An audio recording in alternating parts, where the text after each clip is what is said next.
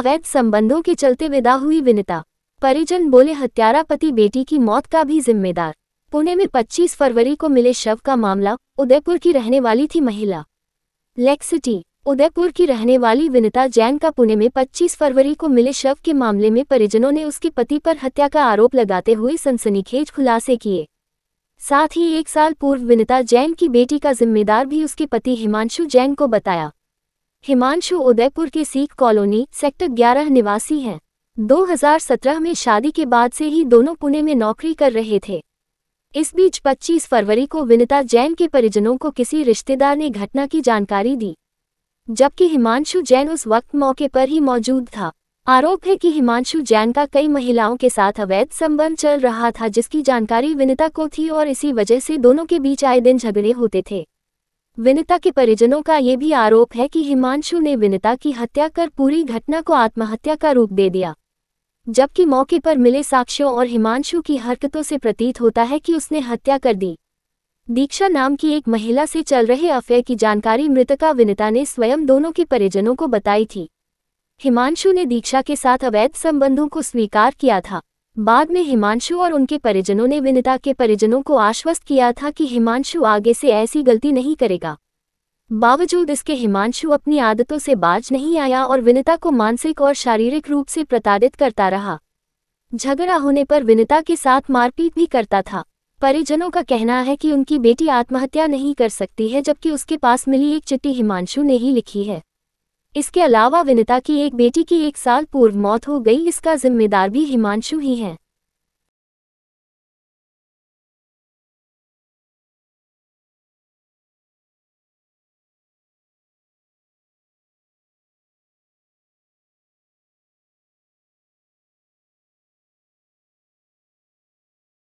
वहाँ पर विनीता के साथ में कौन-कौन उसके फ्रेंड सर्कल में था, उनसे कुछ जानकारी पाने की। विनीता के फ्लैट के पास में जो पड़ोसी थे, उनके फ्लैट उनके निवासियों से भी वहाँ पर मालूम करने का प्रयास किया इन परिवार ने, किंतु उन्होंने बोला कि वो दिन में शाम को वो व्यस्त रहते हैं, नौकरी पेशे से आते हैं, रात को लेट आते हैं।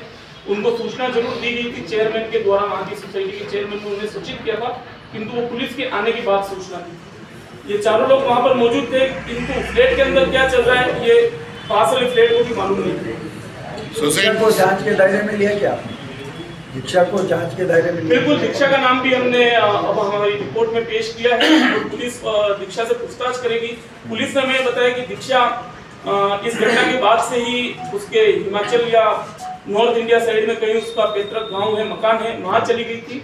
पुलिस ने हमें ये भी बताया कि दीक्षा से उन्होंने संपर्क किया और दीक्षा बुधवार गुरुवार तक पुणे वापस आएगी और उसके बाद दीक्षा के भी पूछताछ नोट बनाए जाएंगे, उससे भी पूछताछ की जाएगी। या फिर देखने बिल्कुल, जब मोर्चरी में शव को दिखाया गया था तो विनीता के जो आंटी थे वो अंदर गए थे, उन्होंने विनीता की बॉडी को देखा था। तो विनीता के पेट पर और साइड्स पर, कमर पे 2 गहरे नीले धब्बे लगे हुए थे जो थोड़े बड़े थे देखने में। और उसके बाद वहां पर विनीता के मुंह को भी देखा गया, तो उसके नाक में से और उसके कान में से लगातार खून बह रहा था, तब खून जमा हुआ था उसका। सुसाइड नोट में क्या लिखा है? उन्होंने इतनी बार पहले बता दिया था कि ऐसा ऐसा सब चल रहा है, वो परेशान चल रहे, तो आप लोगों ने प्रयास भी नहीं करा कि उनको यहीं रख दिया जाए या उस आदमी के पास ना भेजा जाए ताकि ऐसा कुछ होता ही नहीं? 6 साल से पता था, लेकिन 6 महीने पहले घर पे बताया था कि चल रहा सारा, उसने पहले भी बताया नहीं। उसको मैनेज कर रही, उसको संभालती रही कि मेरा घर है, मैं इनको मैनेज कर लूँगी, मैं इनको हैंडल कर लूँगी।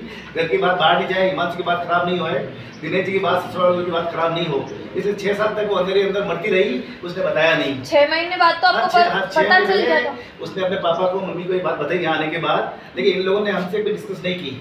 मैं उसका मामा होता हूँ, मेरा अहमद नाम है, उनसे हमसे कभी डिस्कस नहीं किया लोगों ने। अब यहाँ के प्रशासन का आपकी क्या मांग? अच्छा, मेरा देखिए डाउट ये था, जैसे उसने हिमांशु ने उसको विनया को देखा है होते हुए ना, उसका उसने कोई एफर्ट्स नहीं किए। उसने देखते ही मान लिया कि विनया मर चुकी है, न उसने उसको उठाया, न उसका फंदा लूज किया, न उसकी सांस चेक की। उसने कैसे मान लिया वो मर चुकी है देखते ही? उसके बाद 15 से 20 मिनट वो बैठा रहा फ्लैट में, तो उसने कैसे मान लिया मर चुकी है? ये सबसे बड़ा डाउट ये है। सर, आपका ये विवाद तो चलो पहले से आप लोगों के चल रहा था, लेकिन वापस जब ये घर गई थी और आप वापस वो अपना घर जमाने की कोशिश भी कर रही थी, उसके जब 2 दिन पहले 1 दिन पहले जब उसने वीडियो कॉल पे घर वालों से बात की थी, तब कोई इस तरह की बात हुई थी क्या कि परेशानी चल रही है? क्योंकि उसके परेशानी तो हालांकि पहले से थी, लेकिन मौत से पहले उसने ये डिस्कस किया था कि घर वालों से ये सब कोई झगड़ा हुआ? देखिए, घटना के दिन भी और उससे पहले भी पुणे जाने के बाद जब 22 तारीख को विनीता पुणे पहुंची है, उसके बाद लगातार इन परिवार की आपस में वीडियो कॉलिंग पे बात होती थी। क्योंकि घर में आयोजन था तो उस उपलक्ष्य में इनकी बात होती थी। विनीता जरूर तनाव में जरूर थी। विनीता को हरदम ये परेशानी थी कि हिमांशु उसको समझ क्यों नहीं पा रहा है। वो प्रयास पूरा कर रही है, किंतु विनीता उस मेंटेलिटी की थी कि कहीं ऐसा नहीं लग रहा था कि वो किसी तरह की कोई सुसाइड कमिट कर सकती।